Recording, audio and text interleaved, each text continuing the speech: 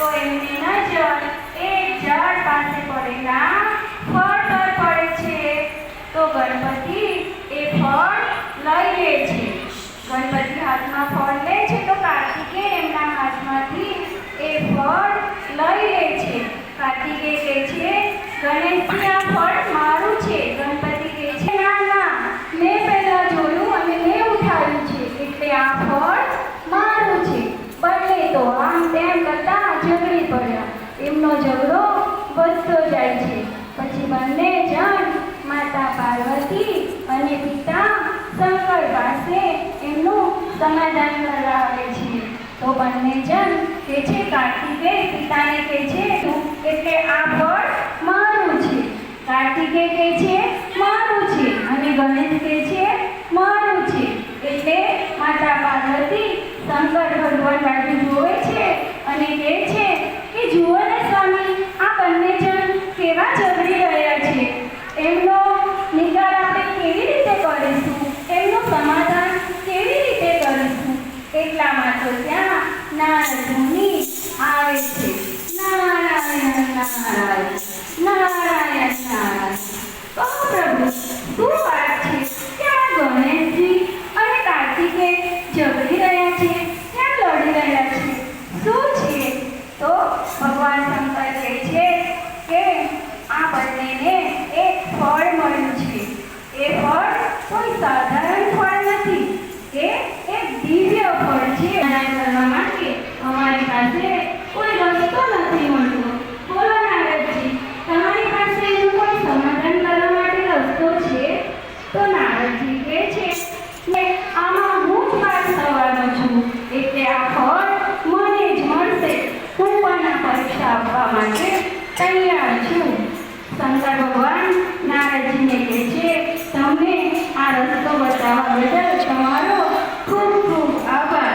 શંકર ભગવાન બંને જણને કહે છે કે જાઓ, હવે તમે આ પરીક્ષા કરી છે તો કે તમારે પૃથ્વીની 3 વાર પરિક્રમા કરીને કૈલાસ પર્વત ઉપર જે પહેલું પાછું આવે તે વિજેતા ઘોષિત થશે। શંકર ભગવાન બંનેને કહે છે કે જાઓ, તમે પૃથ્વીની પરિક્રમા કરીને ગયેલા કૈલાસ પર્વત ઉપર પાછા આવી જાઓ। કાર્તિકેય તો માતા પાર્વતી અને શંકરને વંદન કરે છે અને તેમનું વાહન મોર લઈને પરિક્રમા કરવા નીકળી પડે છે। અને ગણેશજી તો મનમાં વિચારે છે કે હવે હું શું કરું? મારાથી મારું વાહન તો મૂષક છે, હું તો લઈને જઈશ તો આવી નહીં શકું, એટલે હું તો પરાજિત જ થઈશ।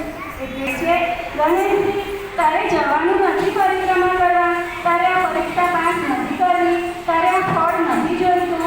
ગણેશજી કહે છે, હા પિતાજી, હું તૈયાર જ છું, હું પરિક્રમા કરવા નીકળું જ છું। એટલે ગણેશજી તો તેમના માતા પિતાને વંદન કરે છે અને તેમની પરિક્રમા કરે છે। ગણેશજી તો માતા પિતાની 3 વાર પરિક્રમા કરે। નારાયણ નારાયણ, આ શું કરી રહ્યું છે? આ ગણેશ તો એના માતા પિતાની પરિક્રમા કરી રહ્યો છે। તે સામે આવીને ઊભા રહે છે। શંકરજી કહે છે, અરે ગણેશ, આ તું શું કરે છે? તને પૃથ્વીની પરિક્રમા કરવા કહ્યું છે અને તું અમારી પરિક્રમા કરે છે? તું જ્યાં તારે જવાનું નથી પરિક્રમા કરવા। તો ગણેશ કહે છે, પિતાશ્રી, તમે જ મારું વિશ્વ છો। માતા પિતાના ચરણોમાં જ મારું વિશ્વ સમાયેલું છે। માતા પિતાની પરિક્રમા કરું એટલે વિશ્વની પરિક્રમા થઈ ગઈ એવું સમજુ છું। બોલો પિતાજી, હવે તમારું શું માનવું છે? આ બાજુએ આપણું નામ રોશન કરી દીધું છે, આપણે આપેલા સંસ્કારોનું નામ રોશન કર્યું છે। એટલે ભગવાન શંકર નારદજીને કહે છે, નારદજી, ગણેશજીને વિજેતા ઘોષિત કરી દો। આ બાજુ નારદજી કહે છે કે ભગવાન, ગણેશ તો પછી ગયા નથી અને તમે એમને કેવી રીતે ઘોષિત કરો છો વિજેતા?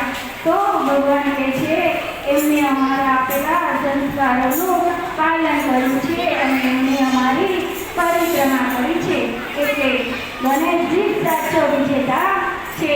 આ બાજુ કાર્તિકેય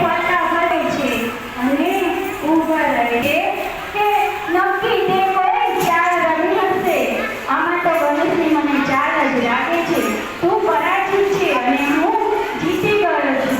નારદજી કહે છે, નારાયણ નારાયણ નારાયણ નારાયણ નારાયણ નારાયણ કહેતા નારદજી કાર્તિકેયને કહે છે, કાર્તિકેય, ગણેશે કોઈ ચાલાકી કરી નથી. એને તો એના માતા પિતાના વંદન કરી, એમની જન્મની પૂજા કરી અને એમની પરિક્રમા કરી છે. એને તો એમના માતા પિતાના ચરણોમાં જ ઈશ્વર દેખાય છે, એટલે માતા પિતાની પરિક્રમા કરી એટલે ઈશ્વરની પરિક્રમા કરી લીધી છે. એટલે એ આજે ગણેશજી વિજેતા થયા છે.